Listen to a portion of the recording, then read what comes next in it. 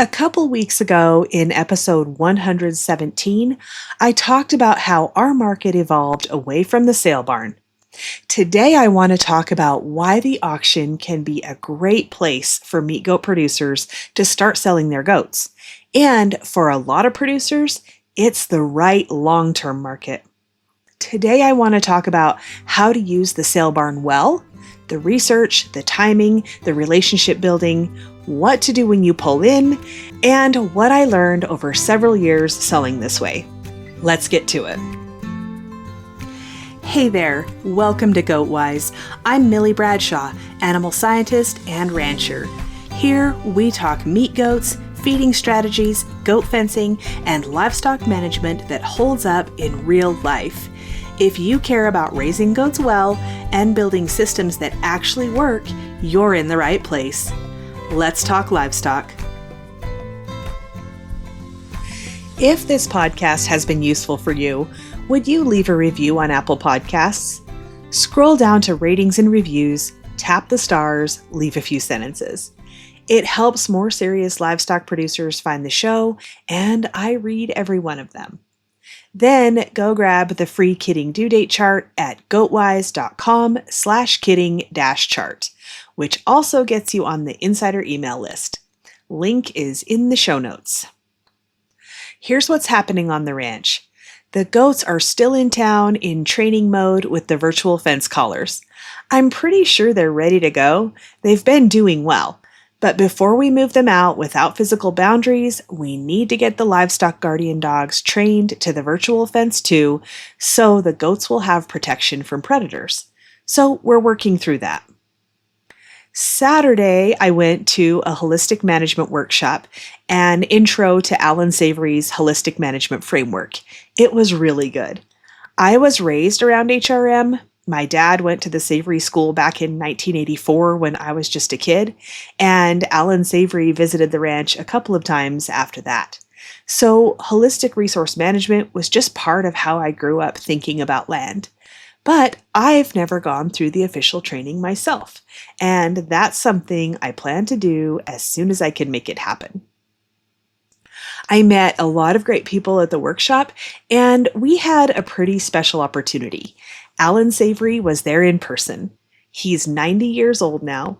We got to hear him talk about his life and his current focus on policy, and we got to ask him questions. That doesn't happen very often, and I was grateful to be there for it. And yes, I did ask him to sign my copy of his book.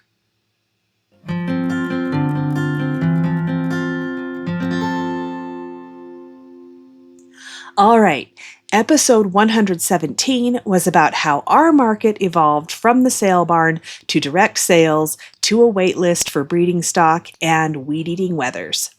And I want to start today by saying that what we're doing now is not the best market for everyone. And especially when you're first getting started, don't avoid the sale barn as a sales outlet. It's a legitimate market. It's a great starting point, and for a lot of producers, it's going to be their long-term market. The reason it stopped being our primary market was specific to where we are and what we're building. It is not a commentary on sale barns. In fact, one of the best things about the sale barn is that it takes the marketing pressure off you. You don't have to find buyers. You show up, drop your animals off, and there are buyers there. That's a real advantage, especially when you're getting started. So let's talk about how to do it well. Step 1 is finding your potential auctions and doing your homework before you ever commit to going. Locate the sale barns within reasonable driving distance and figure out how far you're willing to go for the size of load you have. Reasonable is going to depend on who you are and what you're hauling. If you've got 15 goats, driving 400 miles probably doesn't make financial sense. We were willing to drive 400 miles for a sale with a consistently better market and a sale history we could verify. The first year we made the trip, we only took 27 goats. You can start small. But before you decide how far you're willing to go, look at their historical sale records, at least a couple of years of data. Those are usually on the USDA website or the sale barn's own website. Some sale barns publish results consistently, some don't. There's one close to us that I've never seen post the results, and for that reason, I have no idea how consistent their market is. When we have a small number of goats and timing works out, we'll run them through there. But there is no way I would gamble my entire kid crop on a sale barn I can't research. Find a market with a predictable pattern and then go when the data says you're more likely to get a better price. Which brings me to timing. The goat market is actually pretty predictable year to year. Prices are generally at their lowest in July and August. That's the summer slump. They start climbing through the fall, and the market is typically pretty good from November through December. Then it climbs again toward Easter, and it peaks right around Easter. Now, for the goat market specifically, you've got 2 Easters to watch. The one most of us are familiar with, and Orthodox Easter, which is typically later. Both of those drive demand.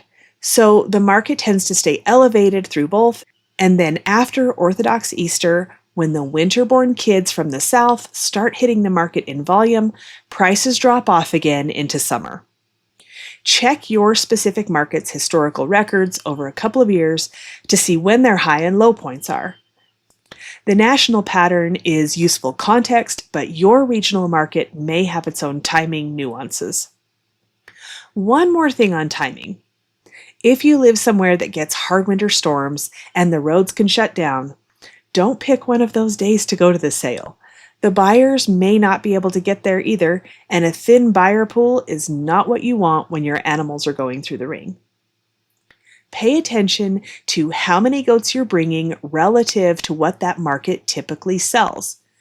If you've got a small regional sale that moves 200 or 300 head on a good day and you pull in with a trailer load of 50, you can crash their sale. Watch the scale of the market you're going to. And if you have a large number of goats and you're not too far from home, consider splitting them across 2 sale dates. That spreads your risk. Now, here's the one thing you can do to really up your chances of getting the best price. I want to spend some time here because I learned it the hard way. Call ahead. The year we had a bad sale, and I've mentioned it before, I did not contact the sale barn. I didn't tell them we were coming, and I did not give them any opportunity to promote our animals. That auctioneer did not know who we were. He had nothing to go on. He blew through our goats fast, and the results were painful. That was entirely on me. Going to the auction is always a gamble, and there will be off days no matter what you do. But I believe if I had called ahead, it could have changed that day significantly. Call the sale office about a week before a weekly sale, or a couple of weeks out if they sell less frequently. Tell them what you're bringing. Send pictures. Ask how they promote their sales. Some still run a printed catalog. Most are doing social media now. They know their regular buyers, and many of those are order buyers, so they're looking for a specific type and weight of goat.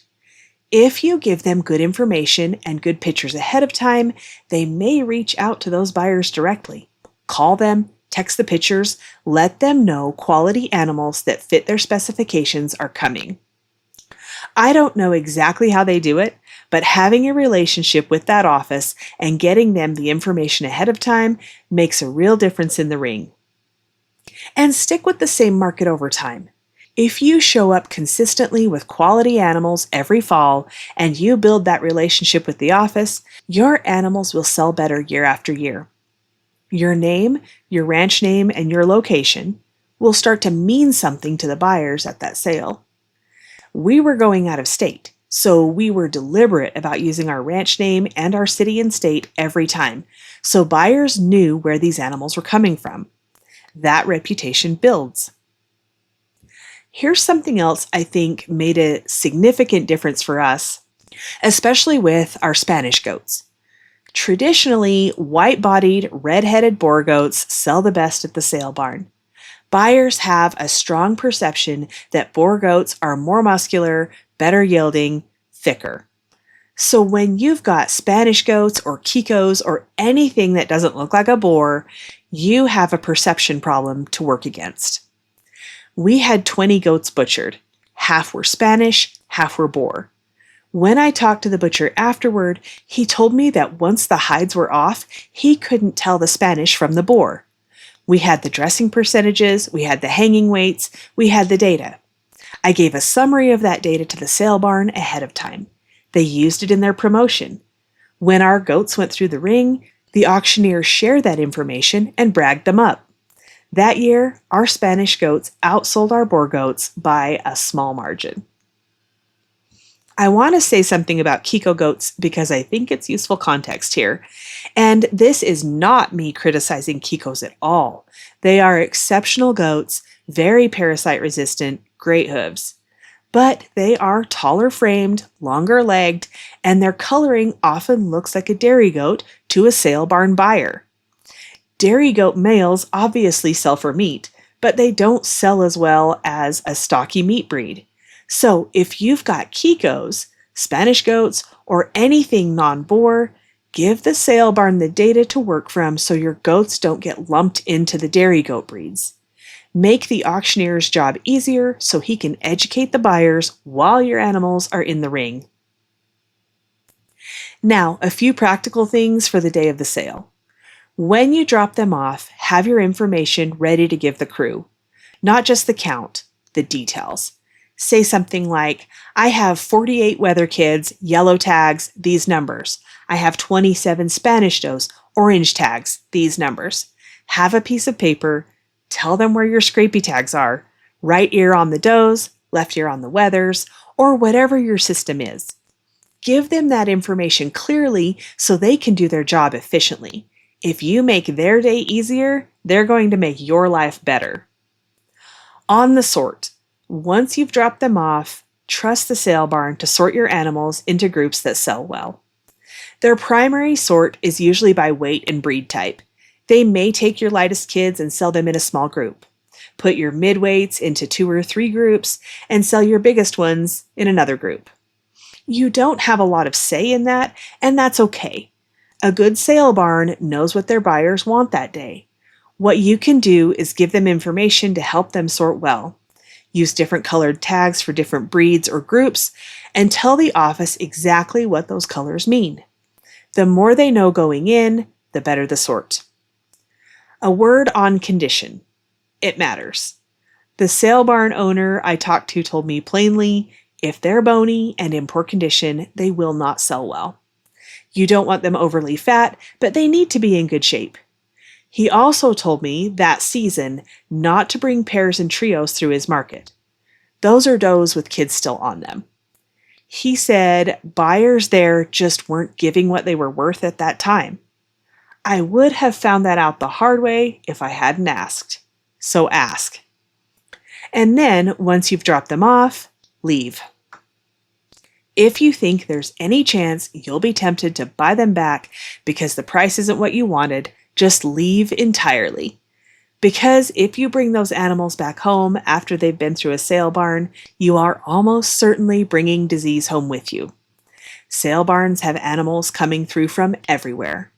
Once you've dropped your animals off, they stay. Know that going in.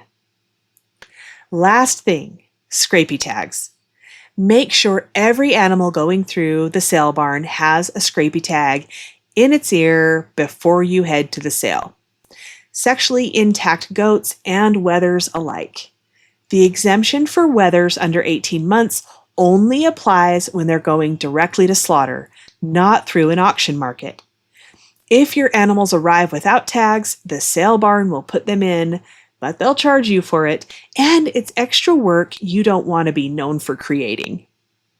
I actually have our tags printed with our ranch name on them. It doesn't cost any more, and it helps build name recognition with the office and the buyers. If you want to go deeper on scrapey tagging, episode 11 covers the government requirements and how to use tagging to benefit your herd, and episode 50 walks through ordering your tags in 4 easy steps. Laws do change, so make sure you check current requirements in your state. The sale barn is not a last resort. The work you do before you pull into that lot, The research, the call ahead, the relationship with the office, the data you give them to work from, that makes a big difference in how well your animals sell. Show up prepared, and they will take care of you. See you next week. Hey there, thanks for listening today.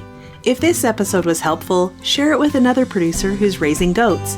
And if you haven't already, leave a quick review on Apple Podcasts. It helps more serious livestock owners find the show. As always, this podcast is for educational purposes only and is not a substitute for veterinary advice. I'll see you next week here on GoatWise.